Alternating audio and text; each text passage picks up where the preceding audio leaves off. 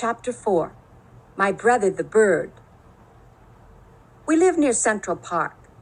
On nice days, I like to play there after school. I'm allowed to walk over by myself as long as I'm going to be with friends. My mother doesn't want me hanging around the park alone. For one thing, Jimmy Fargo has been mugged 3 times. Twice for his bicycle and once for his money. Only he didn't have any money to give the muggers. I've never been mugged, but sooner or later I probably will be. My father's told me what to do. Give the muggers whatever they want and try not to get hit on the head. Sometimes, after you're mugged, you get to go to police headquarters. You look at a bunch of pictures of crooks to see if you can recognize the guys that mugged you. I think it would be neat to look at all those pictures. It's not that I want to get mugged, because that could be really scary. It's just that Jimmy Fargo's always talking about his visit to police headquarters. My father got mugged once in a subway by 2 girls and a guy. They took his wallet and his briefcase. He still travels around by subways, but my mother doesn't. She sticks to buses and taxis. Both my mother and my father are always warning me never to talk to strangers in the park, because a lot of dope pushers hang around there. But taking dope is even dumber than smoking, so nobody's going to hook me. We live on the west side of the park. If I want to get to the zoo in the pony carts, I have to walk all the way through to the east side. Sometimes my mother walks across the park with Fudge. He likes the animals a lot, especially the monkeys. He also likes the helium-filled balloons, but as soon as my mother buys him one, he lets it go. I think he likes to see it float up in the sky. My mother says that's a waste of money, and she's not going to buy him any more balloons until he promises not to let go. On Sundays, the park is closed to traffic, and you can ride your bicycle all over without worrying about being run down by some crazy driver. Even Fudge can ride. He has a little blue toddle bike, a present from my father's client. And when he's riding, he makes motorcycle noises. Vroom, vroom, vroom, he yells. In the fall, the leaves turn darker and drop off the trees. Sometimes there are big leaf piles on the ground. It's fun to jump around in them. I never saw bright red, yellow, and orange leaves until the day my father took us for a drive in the country. The reason the leaves don't turn bright colors in New York is the air pollution. And that's too bad, because yellow and orange and red leaves look really neat. One nice sunny afternoon, I called for Jimmy Fargo, and we went to the park. Jimmy is the only kid on my block who's in my class at school, unless you count Sheila, and I don't. She lives in my building on the 10th floor. Henry, the elevator operator, is always making jokes about me and Sheila. He thinks we like each other. The truth is, I can't stand her. She's a real know-it-all, but I've discovered that most girls are. The worst thing about Sheila is the way she's always trying to touch me. And when she does, she yells, "Peter's got the cooties, Peter's got the cooties." I don't believe in cooties anymore. When I was in 2nd grade, I used to examine myself to see if I had them, but I never found any. By 4th grade, most kids give up on cooties, but not Sheila. She's still going strong, so I have to keep a safe distance from her. My mother thinks Sheila is the greatest. She's so smart, my mother says, and someday she's going to be a real beauty. Now that's the funniest, because Sheila looks a lot like the monkeys that Fudge is so crazy about. So maybe she'll look beautiful to some ape, but never to me. Me and Jimmy have this special group of rocks where we like to play when we're in the park. We play secret agent up there. Jimmy can imitate all kinds of foreign accents, probably because his father's a part-time actor. When he's not acting, he teaches a class at City College. Today, when we got to our rocks, who should be perched up there but Sheila? She was pretending to read a book, but I think she was just waiting for me and Jimmy to find out what we'd do when we found her on our own personal rocks. "Hey, Sheila," I said, "those are our rocks." "Says who?" she asked. "Come on, Sheila," Jimmy said, climbing up. "You know me and Peter hang out here."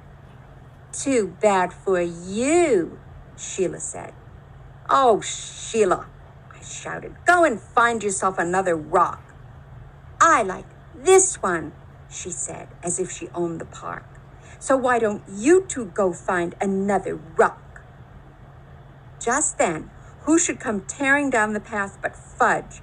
My mother was right behind him, hollering, "Fudgy, wait for Mommy." But when Fudge gets going, he doesn't wait for anybody. He was after some pigeons. "Birdie, here, Birdie," he called. That brother of mine loves birds, but he can't get it through his head that the birds aren't about to let him catch them. "Hi, Mom," I said. My mother stopped running. "Peter, oh, am I glad to see you. I can't keep up with Fudge." "Mrs. Hatcher, Mrs. Hatcher," Sheila called, scrambling down from our rock. "I'll watch Fudge for you. I'll take very good care of him. Can I, Mrs. Hatcher? Oh, please." Sheila jumped up and down and begged some more. Jimmy gave me an elbow in the ribs. He thought that my mother would let Sheila watch Fudge, and then we'd be rid of her. We'd be free to play secret agent. But Jimmy didn't know that my mother would never trust Sheila with her dear little boy. Fudge, in the meantime, was screaming, "Come back, birdies! Come back to Fudgy!"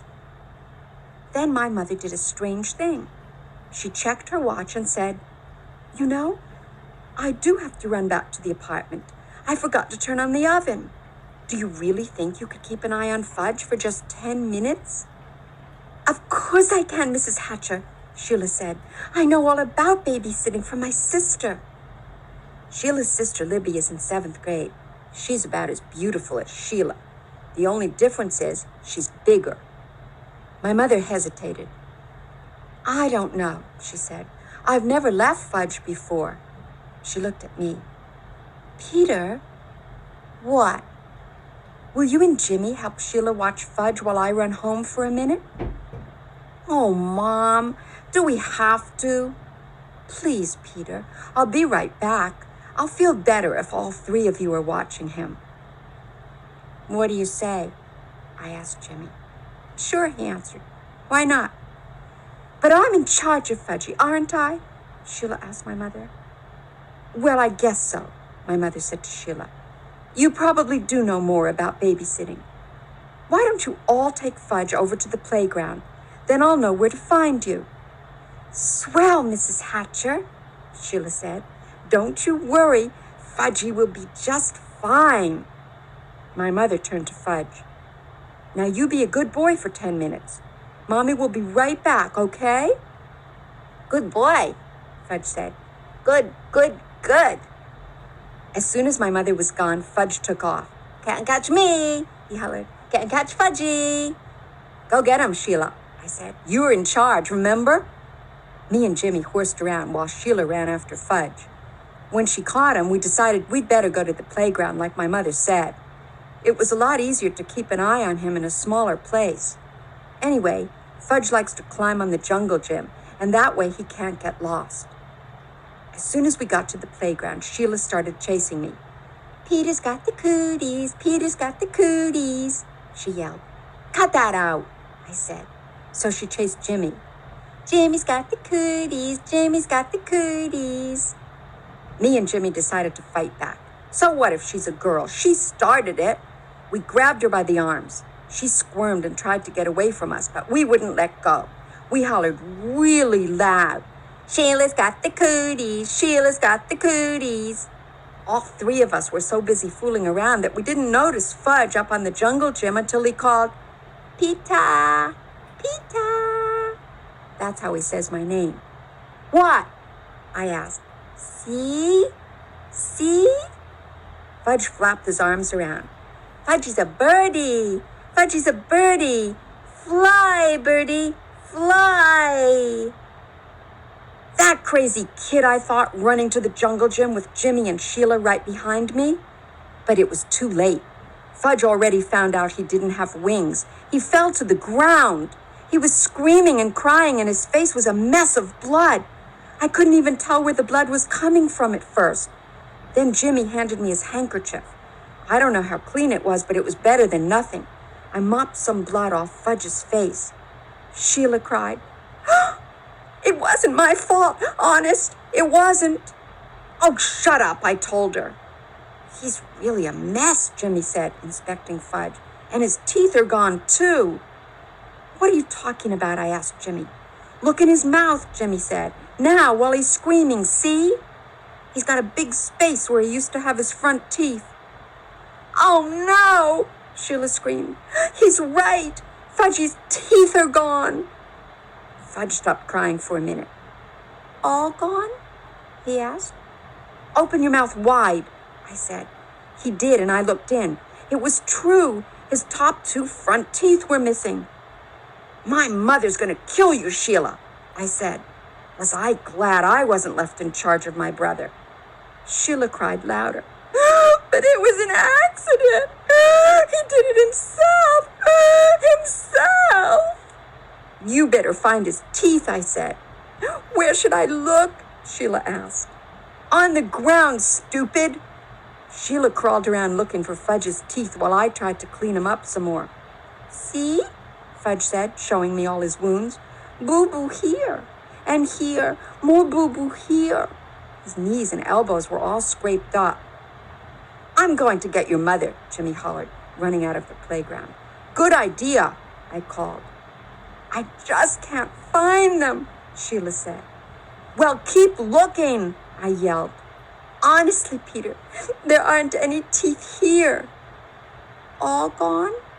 Fudge asked again. Not all, I told him, just 2. Fudge started to scream. Want my teeth! Want my teeth! Jimmy must have met my mother on her way back to the park, because it only took about 2 minutes for her to get there. By that time, a whole crowd of kids had gathered around us. Most of them were crawling on the ground like Sheila, looking for Fudge's teeth. My mother picked up Fudge. Oh, my baby, my precious, my little love. She kissed him all over. Show Mommy where it hurts. Fudge showed her all his boo-boos. Then he said, all gone. What's all gone? My mother asked. His top 2 front teeth, I said. Oh, no, my mother cried. Oh, my poor little angel. Sheila sniffled and said, I just can't find them, Mrs. Hatcher. I've looked everywhere, but Fudge's teeth are gone. He must have swallowed them, my mother said, looking into Fudge's mouth. Oh, Mrs. Hatcher, how awful. I'm sorry. I'm really very sorry, Sheila cried. What will happen to him? He'll be all right, Sheila, my mother said. I'm sure it was an accident. Nobody's blaming you. Sheila started bawling again. My mother said, let's go home now. I thought my mother was being pretty easy on Sheila. After all, she was left in charge. When we got home, Mom washed Fudge's cuts and scrapes with peroxide. Then she called Dr. Cohn. He told her to take Fudge to our dentist. So my mother called Dr. Brown's office and made an appointment for the next day. When that was done, she gave Fudge some socks to play with. I went into the kitchen to have a glass of juice. My mother followed me.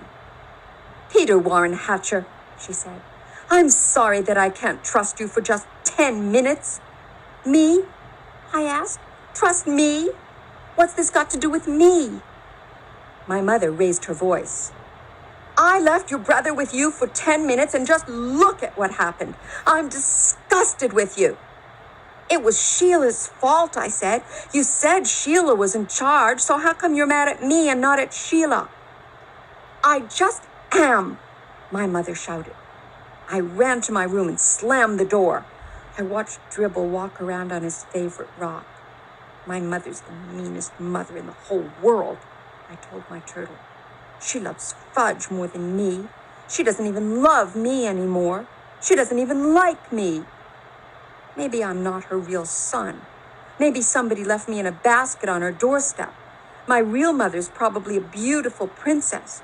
I'll bet she'd like to have me back. Nobody needs me around here. That's for sure. I didn't eat much supper that night, and I had a lot of trouble falling asleep. The next morning, my mother came into my room and sat down on my bed. I didn't look at her. Peter, she said, I didn't answer. Peter, I said some things yesterday that I didn't really mean. I looked at her. Honest? I asked. Yes. You see, I was very upset over Fudge's accident and I had to blame somebody. So I picked on you. Yes, I said, you sure did. It wasn't your fault, though. I know that. It was an accident. It could have happened even if I had been in the playground myself. He wanted to fly, I said. He thought he was a bird. I don't think he'll try to fly again, my mother said. Me neither, I told her. Then we both laughed, and I knew she was my real mother after all.